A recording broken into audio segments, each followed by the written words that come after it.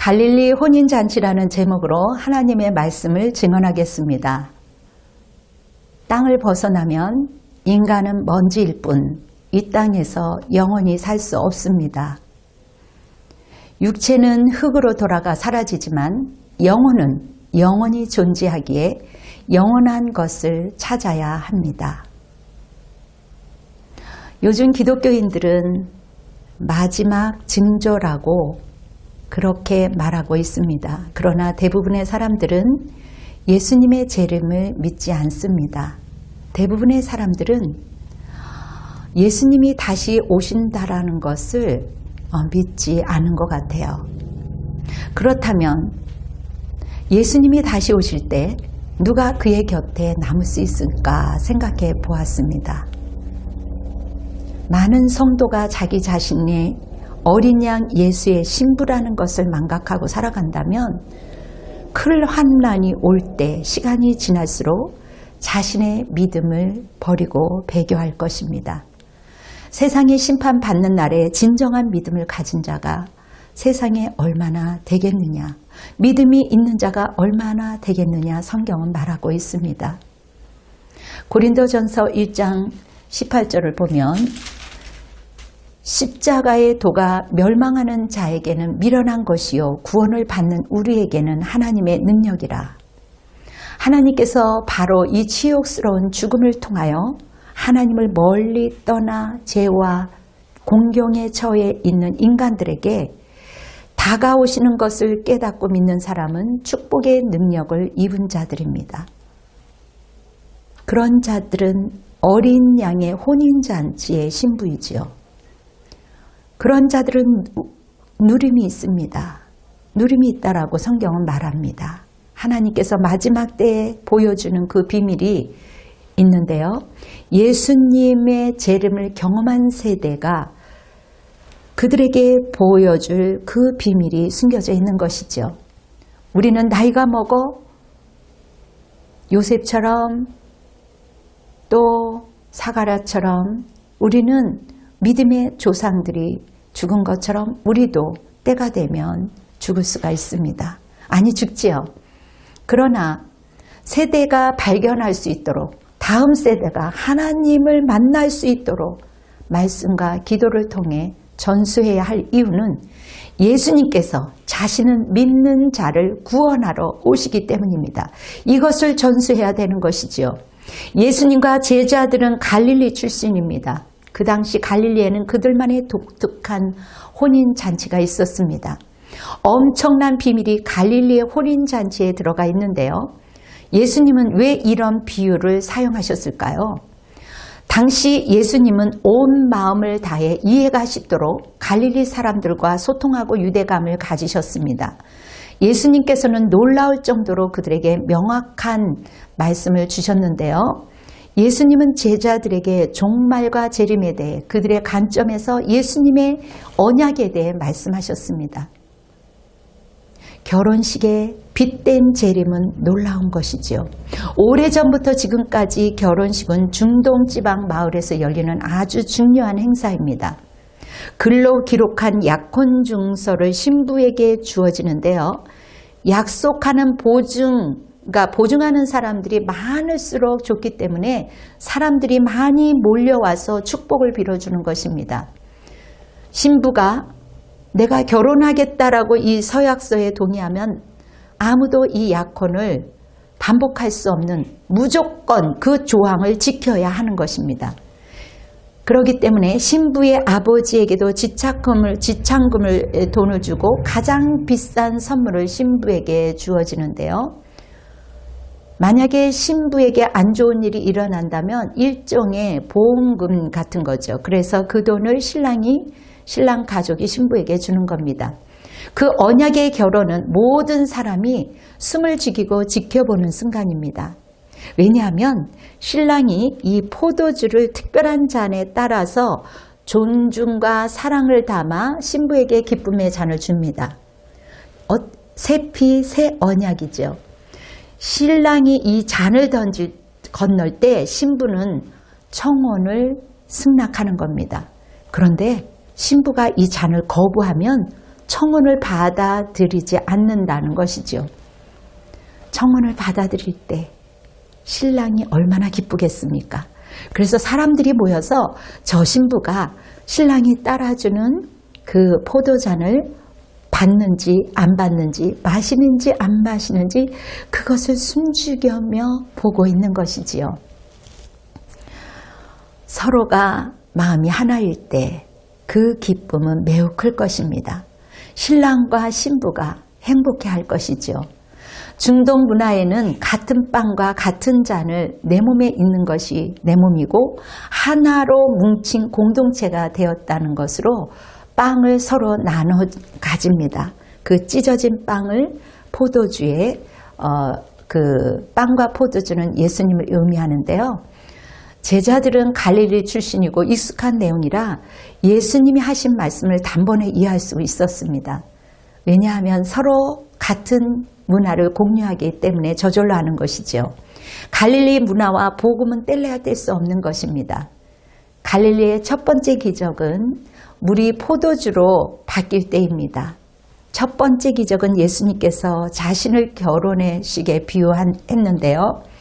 신랑은 약혼자와 1년을 떨어져 있으면서 그동안 목재를 빌어 새로운 집을 짓고 또 등불과 그릇을 준비해서 피로연에 쓸 물건을 준비합니다. 예수님께서 큰 비밀을 이곳에 발견한 것이지요. 예수님이 십자가에 못 박혀 돌아가시기 전에 제자들에게 당신 또한 떠난다고 말씀하셨습니다. 나는 내 집을 마련하러 간다. 나는 떠날 것이다. 너희가 있는 곳에 내가 너희와 함께 있을 것이고 예수님은 이 세상에 분명히 오실 것이라고 약속하셨습니다. 결혼식의 가정과 예수님의 이 상황이 너무나도 흡사한 것이죠. 결혼식의 모든 가정이 준비될 때 그 누구도 결혼식 날짜를 모른다는 것처럼 신랑이 오는 것을 모르기 때문에 항상 준비해야 한다는 성경 말씀처럼 날짜와 시간을 신랑의 아버지 하나님만 아는 것이지요. 당시 결혼식은 모두 정해져 있지만 갈릴리 결혼식은 여기서 차이가 나는 것인데요. 아버지의 집에 집을 추가로 짓는 것이기 때문에 중축이 다 끝날 때 그때서야 마침내 아버지가 아들아 내 신부를 데려오거라. 때와 날이 다가왔구나. 지금이 바로 그때다. 신부를 데려오너라. 성경에서의 내용과 같지 않습니까? 주님이 다시 돌아오는 그때와 시는 아무도 모르지요.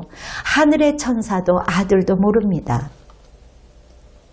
예수님은 갈릴리 결혼식을 이용해 예수님께서 직접 말씀하신 것입니다. 세상의 마지막 날을 묘사하는 언약의 비밀이 갈릴리에 숨겨져 있습니다. 예수님은 제자들에게 아무도 그때를 모른다 했지만 우리는 말세의 징조를 보면서 예수님께서 언제 오실지 짐작할 수 있습니다. 사람들이 날짜에 매달리는 것 안타까운 일입니다. 잘못된 날짜는 애초에 없는 것이지요.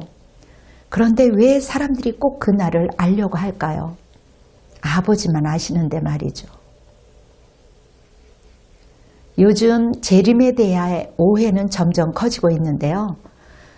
성경 말씀은 다른 경전과 비교하는 것입니다. 오히려 같이 취급하려고 하는 이러한 상황, 비성경적으로 보는 게 문제인데요. 재림 관련된 예언 구절은 성경의 73%이지만 재림 설교는 그리 많지 않습니다. 나름 하나님과 성경을 안다고 하지만 어떤 예수님을 믿고 있습니까? 데살로니가전서 5장 2절에 주의 날이 밤새 도둑같이 이룰 줄을 그렇게 말씀하고 있습니다. 말세의 주께서 밤에 도둑같이 임한다는 것이지요. 경고한 내용입니다. 밤에 도둑같이 온다는 것은 당시 사람들에게 말 그대로 언제 올지 모르는 그러한 상황이기 때문에 신랑을 기다리는 마음으로 신부가 옷도 입고 자고 그리고 등불도 준비합니다. 이것이 재림의 비밀인 거예요. 신랑이 한밤중에 데리러 온다는 것을 잘 알고 있기 때문에 그날 밤에 도둑같이 임해도 항상 준비하고 있으면 놀라지도 않고 두려워하지 않는다는 것이죠. 그런데 사탄은 인간의 약점을 꽉 붙잡고 파멸의 길로 유도해서 생각과 마음을 흐트러 놓고 우리의 돈과 시간과 세월을 낭비하게 만듭니다. 우리 주님이 재림을 믿지 못하도록 그렇게 우리를 그렇게 해이하게 만드는 것 아니겠습니까? 그것은 주님의 길이 아닙니다. 사랑하는 성도 여러분, 놀라우면서도 무서운 사실은 예수님께서 분명히 다시 오신다는 것입니다. 성령의 고갈은 기름이 떨어진 것을 말합니다. 지혜로운 5 처녀, 하나님의 뜻대로 살아내기 위해 몸부린 그 처녀는 기름을 준비한 여인들입니다. 그 신랑이 올 때 얼마나 감격이 컸겠습니까? 신랑의 친구들은 신부 앞에 가마를 내려놓습니다. 신부는 아주 조심스럽게 처녀를 그 가마를 타지 않겠습니까? 갈릴리 사람들은 이 순간들을 두고 신부가 아버지 집에 간다고 말합니다. 우리 주님이 올 때 신부는 그렇게 공중에 들린 상태로 신랑이 준비한 그곳에 가는 것입니다. 헵시바, 나의 기쁨이 그녀에게 있다. 뿔라, 나의 사랑하는 신부여. 신부는 그 말을 들을 때 넘치는 기쁨이 있을 것입니다. 사랑하는 성도 여러분, 우리를 보면 좌절이요, 환경을 바라보면 근심이지만 신랑이신 예수 그리스도를 사모하면 신부의 삶이 달라지는 것처럼 천상의 드레스, 천상의 아름다운 웨딩 드레스, 빛나고 찬란한 그 아름다운 깨끗한 옷, 성도들의 의로운 행위입니다. 이것이 예복이에요. 예복이 우리의 삶입니다. 가나안 혼인잔치는 하나님의 영광을 나타내고 드러난 신적인 사건입니다. 옛 언약을 새 언약으로, 율법의 질서를 은혜의 질서로 해체하셨습니다. 하나님의 진리로 우리를 자유케 하리라. 예수 그리스도의 제혜를 통해서 우리의 그 삶이 즐거워하고 크게 기뻐하고 영광을 돌리는 것은 이 이유 때문인 것입니다. 반드시 우리 주님이 오시는 것입니다. 이것이 우리의 목적이기 때문에 우리는 영원히 함께 사는 것을 믿으며 오늘 이 하루를 감사하며 나가는 것입니다. 성경에 예수님의 그 최후의 만찬에서 너희와 함께 이 음식을 먹을 것이다 라고 말씀하셨습니다. 하나님은 이 세상이 타락했는데 왜 죽어야 했을까요? 역사상 가장 중요한 사건은 하나님께서 신부를 데려오기 위함입니다. 하나님의 자녀를 외면하지 않고 우리를 신부로 여기시는 그 하나님을 반드시 데려오기 위한 사건입니다. 예수님께서 자신이 사랑하는 자를 데려오기 위해 말세에 살아가는 우리를 구원하기 위해 오신다는 이 놀라운 약속, 많은 사람들이 하나님께 보여주는 것을 외면한다는 것은 너무나도 안타까운 일 아니겠습니까? 갈릴리 혼인잔치를 통해 우리는 압니다. 예수님과 영원히 갈라진 사람들은 한 번 닫힌 문이 아무도 열어주지 않습니다. 여러분, 그 가나안 잔치는 7일 동안 닫힌 문은 절대로 열어주지 않는다는 전통이 있습니다. 여러분, 하나님을 외면한 사람은 문 밖에서 영원히 들어갈 수 없고 심판을 받는다고 성경은 경고합니다. 그날의 진노가 오기 전에, 피로연이 시작되기 전에, 휴거가 일어나기 전에 밤에 도둑처럼 신랑이 오기 전에, 이 모든 것이 시작되기 전에 예수님께서 당신에게 언약의 잔을 건널 때 당신은 그 잔을 받으시겠습니까? 왜 예수님이 다시 오시는지, 우리를 사랑하기 때문에 반드시 오십니다. 이 귀한 사실을 우리가 경고하지 않는다면 그것은 우리의 잘못입니다. 그리스도인들이 침묵하고 있다면, 나 혼자 잘 먹고 잘 산다면 하나님이 섭섭해 하실 것입니다. 죄를 통해서 우리 주님이 친히 매달리고 우리를 사랑하셨던 그 하나님이 우리의 연약함을 통해서 여전히 온전하지 않지만 그거 연약함을 통해 더 하나님과 가까이 가도록, 더 의지하도록 하나님은 우리를 이끌어 주십니다. 그래서 말씀은 위대한 능력인 것입니다. 예수님이 왜 이 땅에 다시 오시는지 그들이, 안 믿는 자들이 선택할 수 있도록 우리는 최선을 다해야 할 것입니다. 예수님이 오신 목적은 하나님의 사랑을 선포하는 것입니다. 말씀은 위대한 능력이기에 우리를 신부로 바뀌게 한 그 놀라운 생명력을 우리는 열방에 구원의 길이 있다, 예수 그리스도 안에 구원이 있고 생명이 있다라는 이 귀한 엄청난 구원의 그 비밀을 우리는 전해야 할 것입니다. 성령을 받을 때 강해질 것이며 겸손하고 지혜롭게 지식으로 설득하며 담대한 사람으로 우리의 모든 것을, 우리의 진액을 쏟아놓을 때 하나님께서는 우리에게 능력을 부어주십니다. 여러분, 믿어질 때 새로운 세상이 열리는 것입니다. 예수님 안에 있으면 예수님이 우리의 길이 되어주십니다. 주저함 없이 가나안 혼인잔치에 놀라운 재림의 비밀이 숨겨져 있는 것처럼 우리는 어린 양 혼인잔치의 신부로 살아내시길 예수 그리스도의 이름으로 축원합니다. 아멘. 다 같이 기도하겠습니다.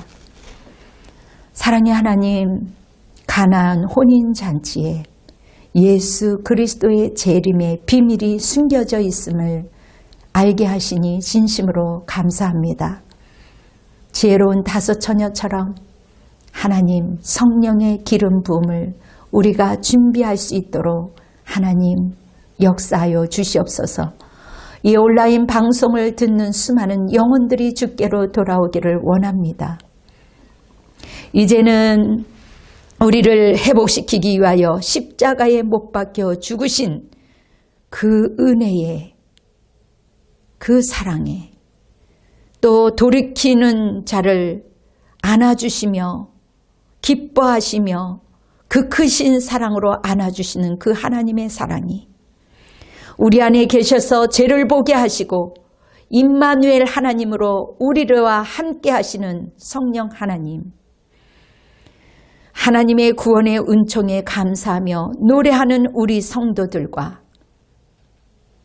하나님의 재림을 기다리는 우리 온라인 가족들 머리 위에, 그리고 이 땅을 긍휼히 여기시며 불쌍히 여기시는 이 나라 이 민족 위에, 열방 위에 지금으로부터 영원토록 함께 할지어다. 아멘. 주님께 영광의 박수를 올려드리겠습니다. 할렐루야. 여러분 사랑하며 축복합니다. 힘내십시오.